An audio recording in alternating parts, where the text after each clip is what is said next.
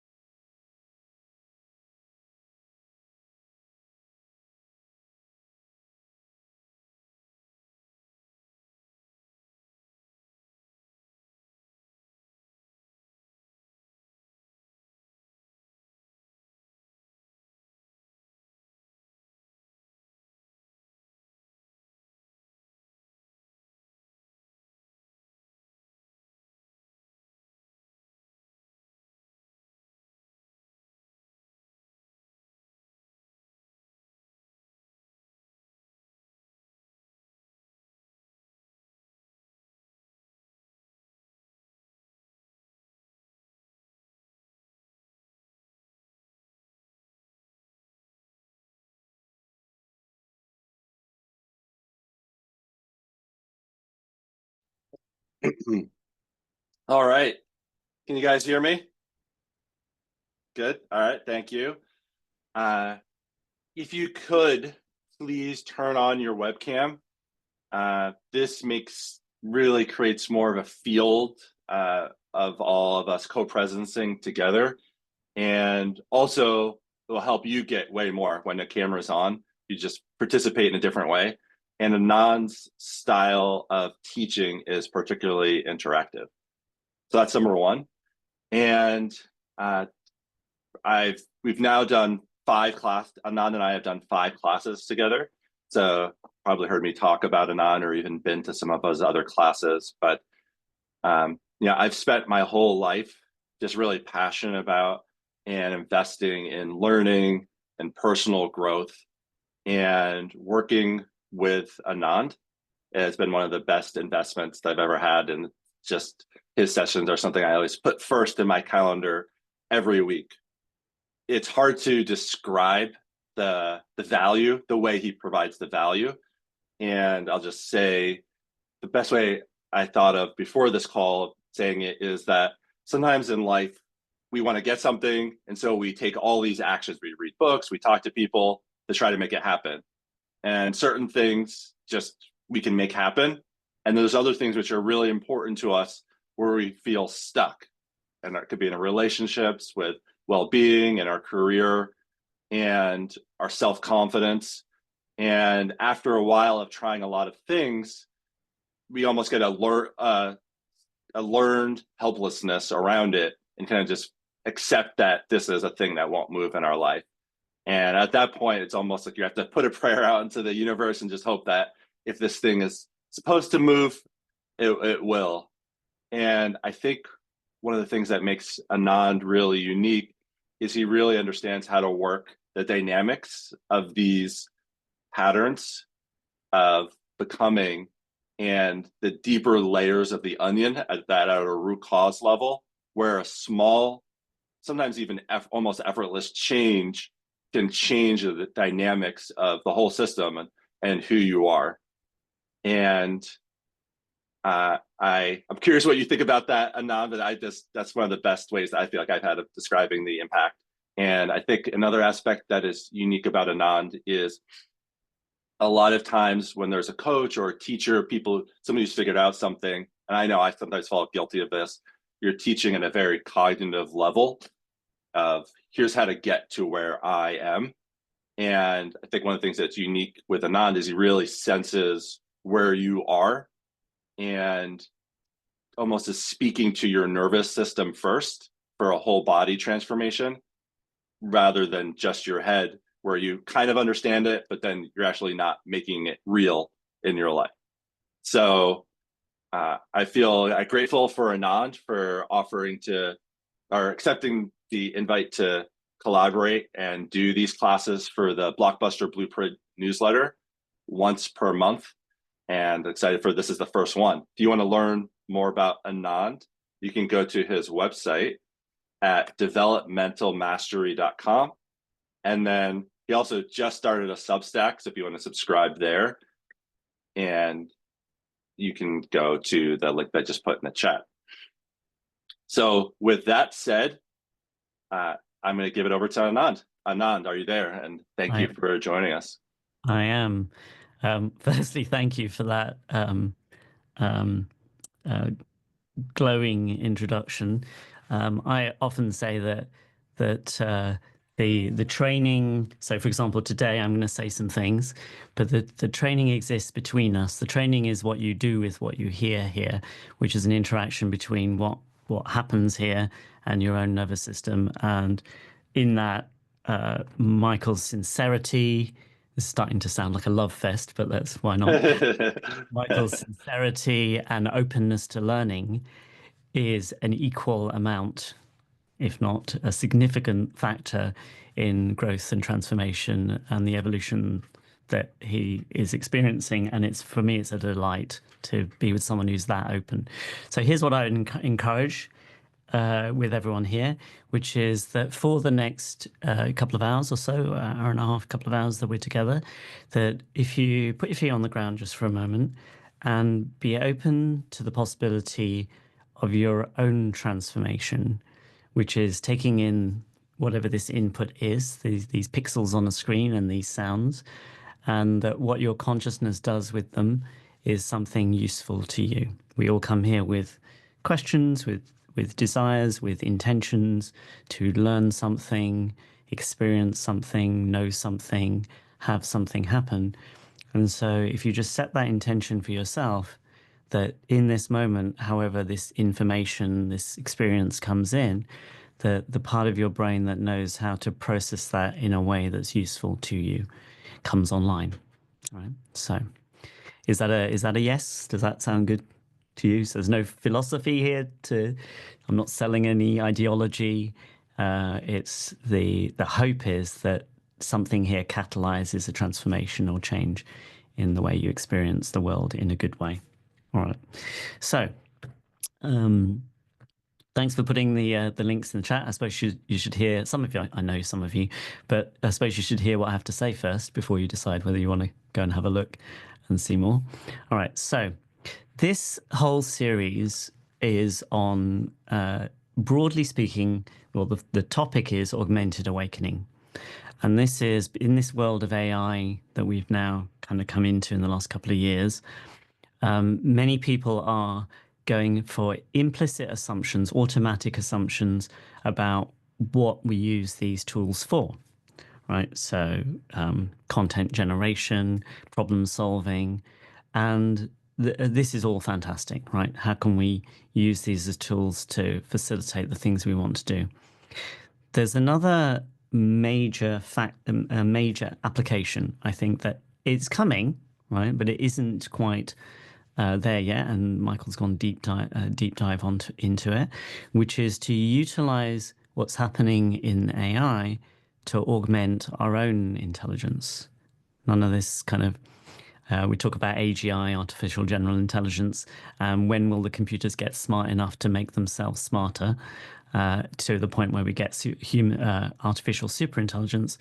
The pop-up last month, which is on the archives, is on, well, what about us? What about human superintelligence? How can we use these tools, and also how can we think about things so that the decades that we've spent on this planet, all the skills, the talents, the capabilities we've learned, how can you apply to self, right? How can you use your own intelligence to enhance? We call it intelligence. I'd like to call it kind of wisdom and compassion, as the Buddhists would call it, to evolve ourselves. So that is the idea. And with any audience, any reason to be in front of people live is to tailor this experience to the people that are here. So take a moment and consider what brought you here today. What would you like? What would you like to experience? Maybe it's just openness, curiosity. Maybe you've got a couple of hours spare. Maybe you've got some burning question in your life that you want resolved or solved or answered or explored. And just think about that. And then I love it when these things are more interactive. It's also kind of interesting for everyone else when you see two humans interacting as well. So if you're bold enough, brave enough, curious enough, then feel free to share directly, unmute and share, or put it in the chat. Put in the chat why you're here, what you would like, and it can be multiple things. And in that inquiry, curiosity and a love of learning, pure consciousness exploration. Excellent. And if you want me to, there's enough people here where there's often someone who just accidentally unmutes themselves and is talking. So if you want me to unmute you, just raise your hand and then I'll unmute you. Perfect. Thanks. Welcome. Hungry to explore and absorb. I enjoy being in your presence. Oh, thank you. Appreciate that. Hungry to explore and absorb and evolve from the interaction between coaching, AI, and neuroscience. Excellent integration. You seem very emotionally together, here to learn.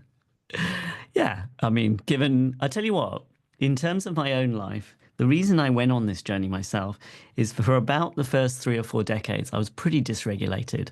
And most of my waking time was spent battling with what my neurology was trying to do, which was it was trying to keep me safe, basically, right? But hypervigilance, threat, danger, and all the rest of it. And so all of this was a kind of quest for well-being, ease, flow, being happy in your own skin. I think this is what most human beings are looking for. And what I found was there's a lot of knowledge, and because I had a very strong academic background, got a theoretical physics degree, I thought I'd find the answer in books, right?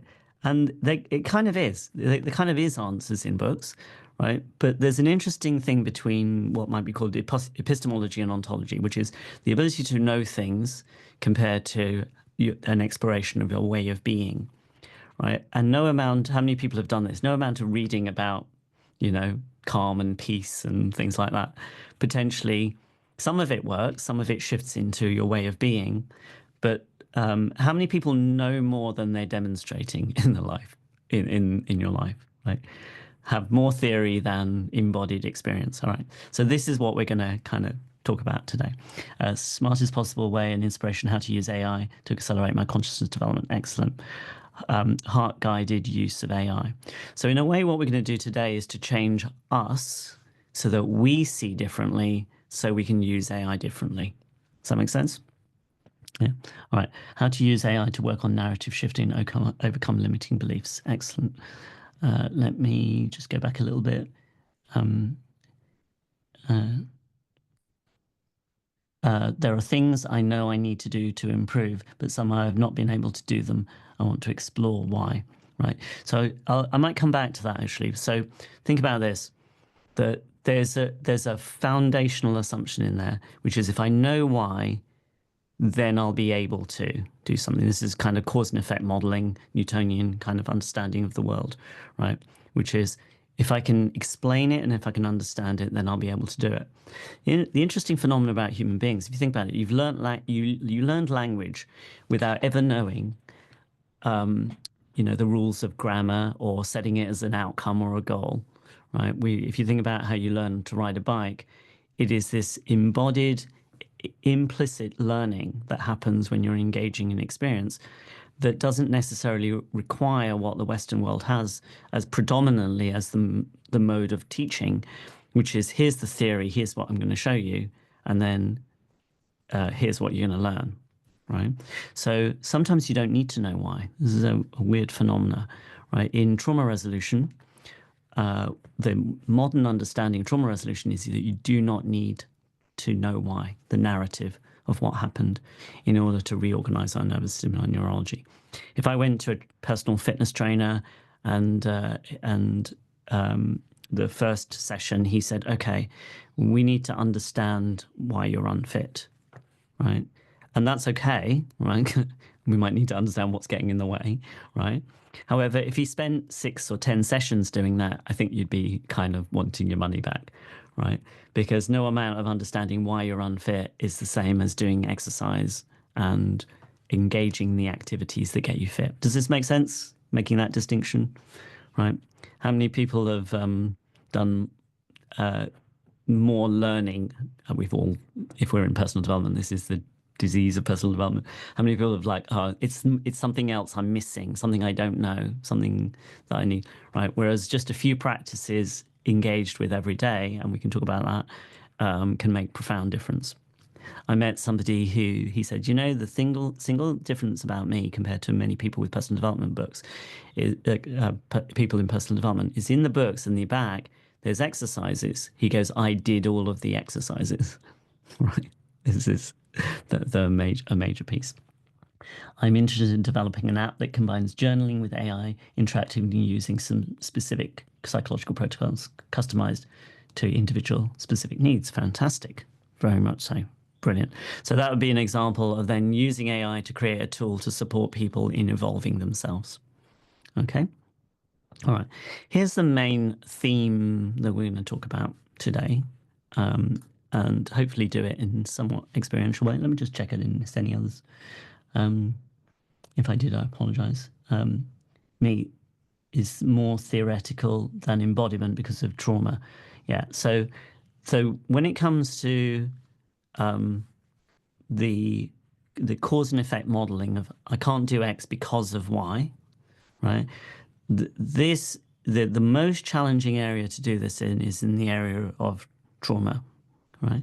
Now, if the person, if so, for example, Martin, if that is a certainty, then there is only one option, which is to go and seek the opportunities for trauma resolution.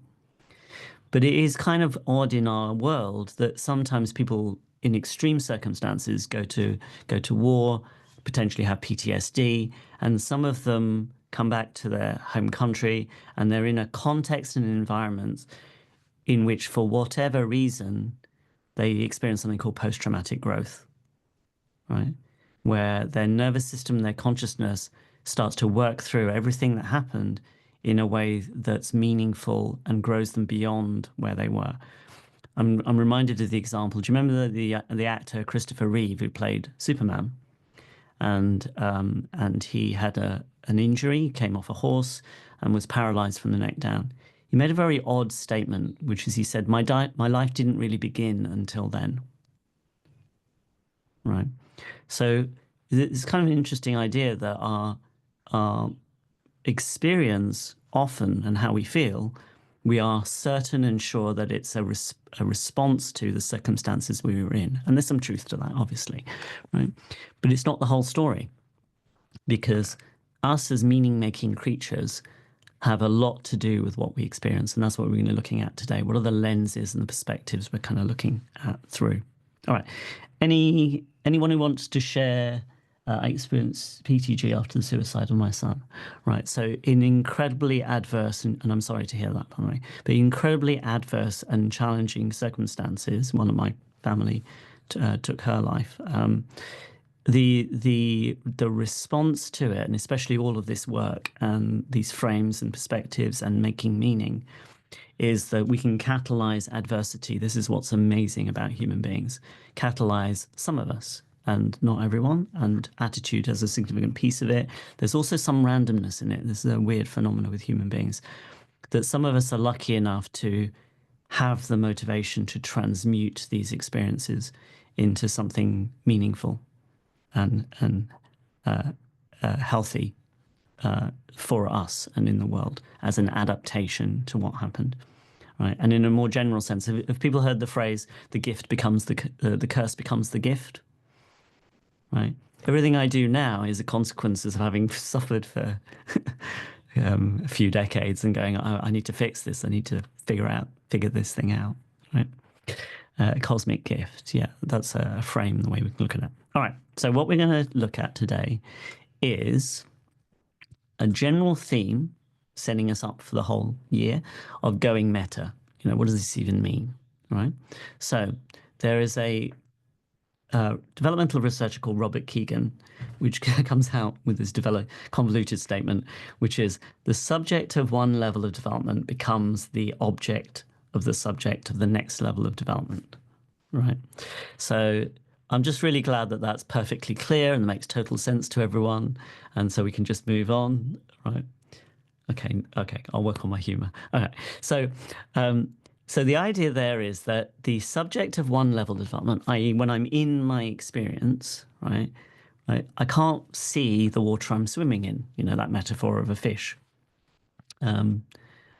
Two fish are swimming, you know, two young fish are swimming in the lake, and they come upon an older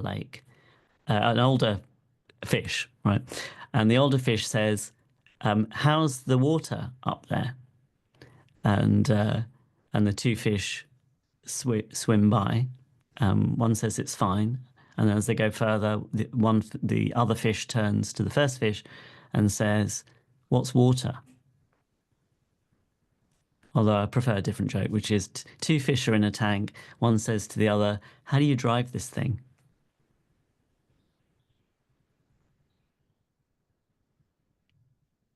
Checking for smiles. Okay.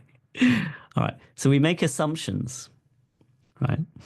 And then we live by those assumptions. This is happening real time. Okay. So what this is, the subject of one level of development becomes the object of the subject of the next level of development, is that the thing we're immersed in becomes an object in front of us.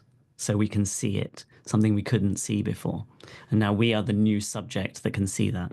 Think about if you look back through your life, consider the fact that at one point you were immersed in your experience, but now when you reflect on it or look back, you can see it from an outside perspective. Does everyone have that kind of recognition or understanding? Right? Okay, cool. All right. So there are the reason it's the developmental move is because when we're not lost inside of our experience, right, then we have some agency, some relationship to it, some choice. Now, how many people have felt in the last couple of years any moment anxious about AI, right? Or concerned, or, what's this thing going to do? The unknown, at the moment it's agents, and is it going to take over all our jobs? And I've met quite a few people who've been in the situation of feeling, am I going to be replaced? Right? This hits deep with human beings, which is my value, my worth. Like, where is the intrinsic value in who I am? What if a robot comes along and takes my job? Right? Thankfully, we don't need to worry about it. And the reason is because you are 100% unique. There is no other human, no other AI exactly like you, and certainly not with the lived energy presence that human beings have. Anxiety over an inability to discern reality from fakes as they improve. Right, exactly. So notice how we rely on certain things that historically we've taken for granted in order to feel safe and secure. Right. So the question then becomes, where else can we go to for safety and security? And this is true in the wisdom traditions.